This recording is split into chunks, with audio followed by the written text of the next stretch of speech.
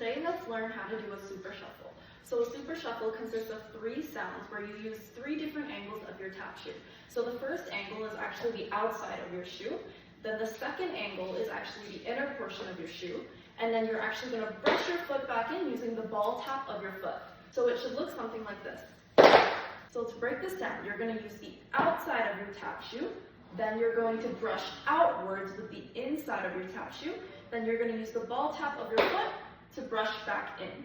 So again, that's hitting the outside of your tap shoe, then brushing inside of your tap shoe, then brushing back in with the ball of your foot. So outside, inside, brush. There should be 3 clear sounds. The first important thing to consider is a loose ankle. So in order to actually hit all the angles of your tap shoe, you want a loose ankle so that you can bend your foot in order to hit all those angles of your tap shoe. Another important thing to consider is actually the placement of your foot. So your supporting leg is going to be underneath you, whereas the leg that's doing the shuffling is going to come slightly in front. That way you actually have the space to hit all of those parts. And with that, your supporting leg also plays a really important role in bending and stretching.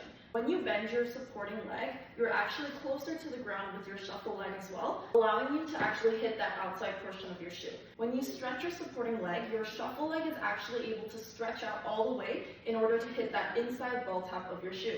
Then when you bend it and bring your foot back in, you're closer to the ground, allowing you to get that clean brush. And similar to that, you actually want to think about using your hips. So what I mean by that is that when you're bending your supporting leg, your hips should be stable.